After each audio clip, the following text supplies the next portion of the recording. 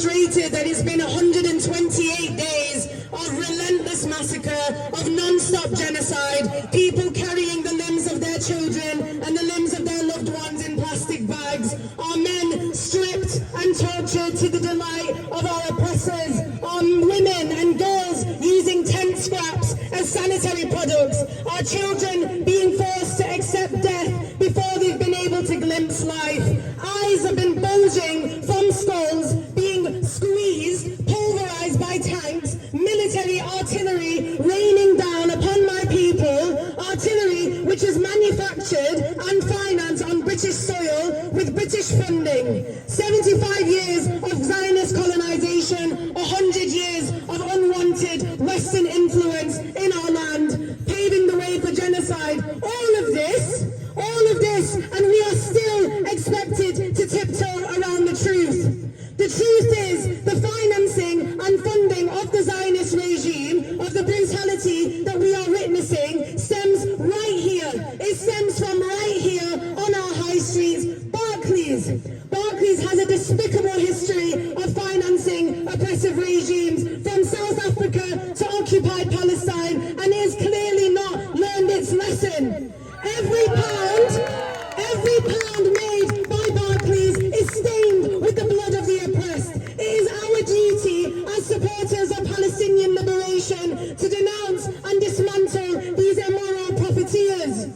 Barclays provides, just to give you the statistics, Barclays provides over £3 billion in loans and £1 billion worth of investments to corrupt criminal corporations across the world. From weapons manufacturers to financial institutions, all of whom shamelessly profit from Palestinian bloodshed. We must, as supporters of Palestinian liberation, refuse their presence on our high streets as long as they are complicit. We must, it is a duty we must fulfill, because the Zionist regime can only survive with the support of its financial supporters.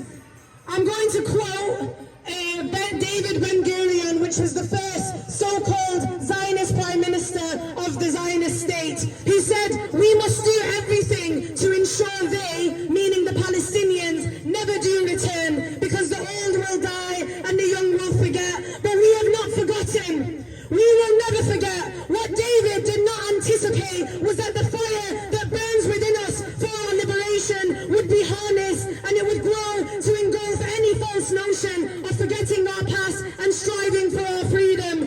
It will pave the way for our future, and the power of the people will ensure that. The power of the people works. Just 2 days ago, Manchester Metropolitan University decided that they will stop banking with Barclays. That is not because they just decided one day that they were going to be on the right end of the moral spectrum. That's because the people who refuse these corrupt corporations on our high streets told them no more. They told them, we refuse their presence on our high streets as long as their profits are stained with the blood of the oppressed. For those who refuse to tolerate Palestinian blood running like an endless river through the British economy, we were the ones who forced that change, and we will continue to do so with every single corrupt corporation that prides itself on profiting from the bloodshed of Palestinians. Soulless organizations like Barclays will no longer get away with smearing the pages of history with Palestinian blood and depicting it as justified ends to justified means. We can see the injustice clearly, and here in Britain, we have a freedom that Palestinians in occupied Palestine do not. Your heart is free. Have the courage to follow it. Resist against colonization, resist against oppression, resist against occupation, and continue to resist until Palestine is free. Free! Palestine! Free! Palestine! 1, 2, 3, 4! Occupation no more! 5, 6, 7, 8! Israel is a terrorist state! Free Palestine! Free Palestine! Free Palestine! Free Palestine! Stop the genocide! Stop the genocide! Stop the genocide! Stop the genocide! And how will we do